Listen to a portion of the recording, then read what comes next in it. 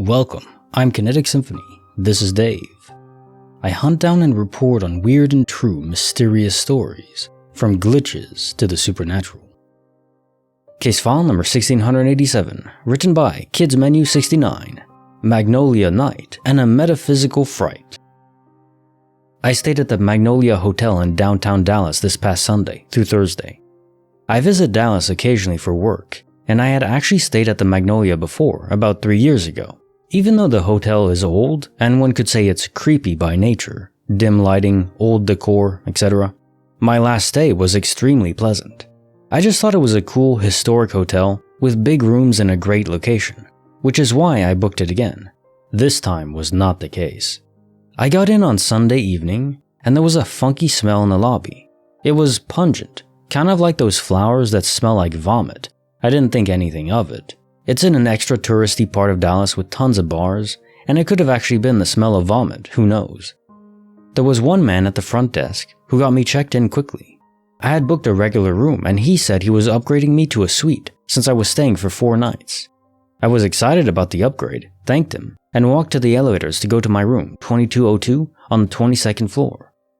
The elevators opened, and the first notable thing was how hot it was. Dallas is quite warm right now, but the lobby was comfortable, and this felt more like the heat was on. Hot, stuffy air. I didn't think anything of it, other than it was weird for them to keep the heat on when it's been almost 90 degrees over there. The floors are pretty big, with 2 halls, one to the left and one to the right immediately after you get off the elevator. Mine was to the left. I passed maybe 6 other rooms and got to mine. I opened the door, and I don't know how else to describe it other than it had a really bad vibe. It was dark and dingy, and just felt bad in there. Like from the hallway to my room felt like totally different energies. It was weird because I felt kind of scared and fearful, but wasn't sure why. Like I couldn't control the feeling from my mind or gut or wherever the hell fear comes from. I tried turning more lights on to make it less creepy, but all the fixtures are old, so even with every light on, it's still pretty dim. I didn't want to overthink it, so I unpacked and went out to grab some dinner. I came back to the hotel and just went through the same motions. The noticeably bad smell in the lobby, the noticeably warm 22nd floor, and the awful feeling that came over me as I walked into my room. I started getting ready for bed, and that's when the weird crap started happening. There's lots of shiny surfaces in the room, like 2 TV screens, glass tabletops, and framed art. Every time I looked towards one of these objects, there would be some kind of unexplained movement in it. I wasn't seeing a specific image or anything. It was more like a reflection or shadow walking past behind me, or a weird shift in the lighting and glare. I would hold still and look behind me to try and understand what was happening, but I couldn't make any sense of it. The room was a suite, so it was pretty big. It was laid out long with a small kitchenette when you enter, dining TV area, bedroom and bathroom. There were 3 or 4 times where I'd been in one area and see something walk by in the room next to me, out of the corner of my eye. It was one of the most unsettling feelings I've ever had, but I just kept thinking I had to be imagining things. I'm about to go to bed, and I hear a loud noise coming from the closet. It was like the sound made when you open a shower curtain really fast, and the metal hooks roll against the metal rod. I open the closet, and the 5 pieces of clothing I had on hangers are swaying slightly back and forth. I think I'm going freaking crazy at this point. I try to sleep. It's obviously very hard after all that, but I really try, convincing myself that I needed to get sleep so I stop imagining things. At around 1:30 a.m., my body gets so hot, I'm confused because my room doesn't feel hot, and my bed still feels comfortable, but my body is very warm. I fall asleep for about 30 minutes, and I wake up really startled. I didn't hear or see anything, but it was that feeling you get when someone shakes you while you're sleeping, and you wake up abruptly and confused. Then a few seconds later, I feel a tug at the end of my bed towards my feet, like someone is pulling lightly on my sheets. I scream and get up and turn the lights on. I'm just super scared at this point, looking all around the room trying to find something. I consider calling the front desk, but for some reason do not. I just leave the lights on and look at my phone, and get a really awful night of sleep. I'd say I slept for about 2 hours on and off. I wake up tired but feeling alright, all things considered. I set the thermostat to 60, and I go to work and go about my day fine, not really even stopping to think about what happened. That night, I went to dinner with some coworkers, and they asked me how my hotel was. For whatever reason, I don't want to tell them what happened. I had this feeling come over me, like I wasn't supposed to talk about what happened, at least not at that time. I go back to my room that night, and within the first few seconds I'm in there. A shadow walks by again, but this time, it's inches next to me, to my left. I am freaked the frick out, and it looked like a tall man. I didn't see a face or person. It was more like an opaque shadow. But I could tell it was a man, the same way you can be walking down the street and tell a man, a woman, or child was next to you without looking at them. I run towards the door, but stay in the room. I called my boyfriend and told him what I saw, and he said I had to be imagining things, but if I was really worried, I would call the front desk and ask someone to check my room. And hang up and pull up the number to the concierge, but can't bring myself to call it. I had a feeling again come over me, telling me to not talk about what was going on, and that I should stay. These events ended up happening every single night. It was almost like I was living with a roommate. There was constant movement. Someone would walk past me in an adjacent doorframe throughout the entire day. The reflective surfaces would show unexplained activity in them.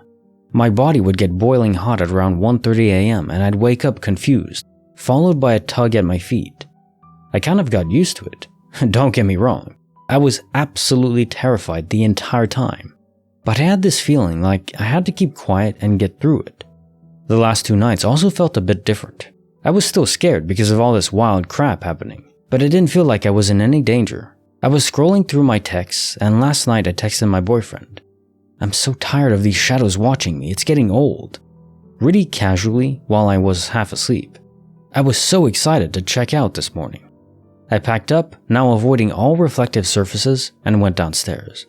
I grabbed a coffee and had to pee before I left, but obviously did not want to go back to the room. So I went to the bathroom in the business center. As I was leaving, I go linger at the front desk for a while, considering telling them what happened to me. I wait for the other guests to clear and go up to the one young girl working there.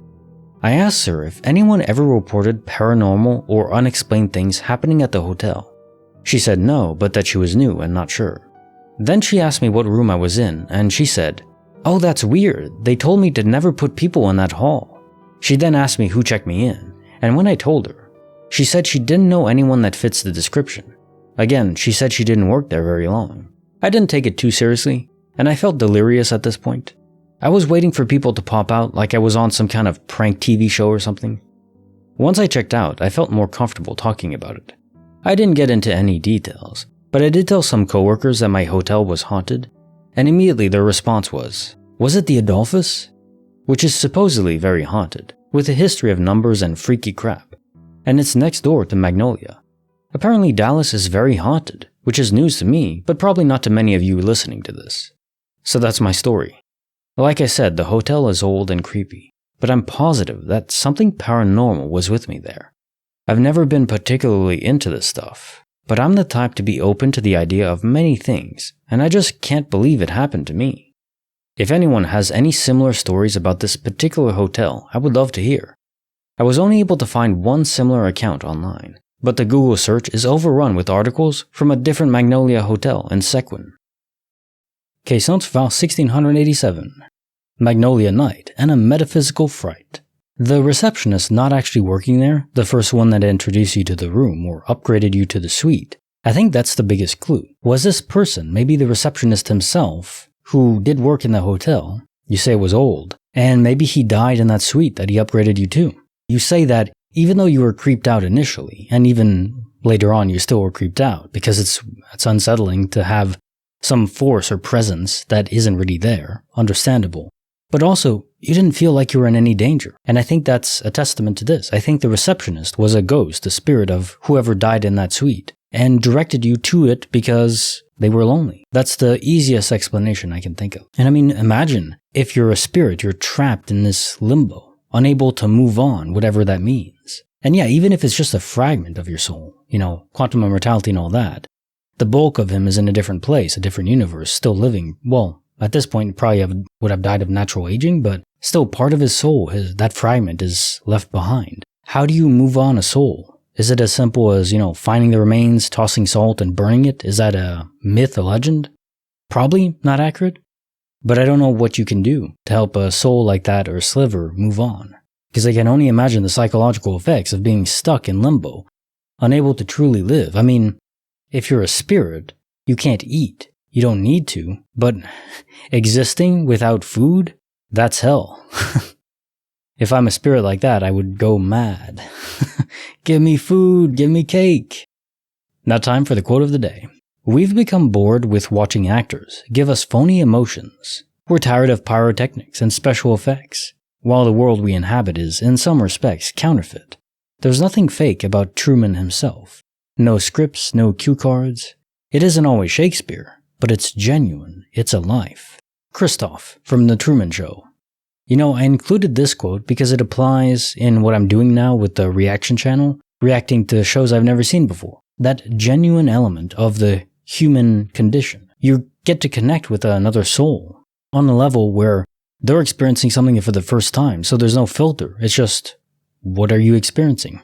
And it enables you to relive something that you already experienced before, vicariously through someone else. And I know because I watch a ton of people reacting to shows I've already seen. It's the only way I can get enjoyment from them because I've rewatched these shows so many times, Star Trek, Stargate, etc. If I rewatch it again, it's still fun, sort of, but I've seen it basically, I've seen them so much that I can replay them from my own mind. I don't even need a Netflix subscription because it's just all baked in there. The pathway's so reinforced. But if you watch it with someone else for the first time, the magic is restored just like that. Pretty incredible. I think that's where the world is kind of moving to because of AI and everything. People, you, the person, is what's magical. What can't be recreated by artificial means. Not in the real sense. And people gravitate towards that, and I think they always will. So that's just pretty interesting, and Truman Show was definitely ahead of its time. Great movie. Like the video, subscribe, hit the bell. Kinetic Symphony signing off.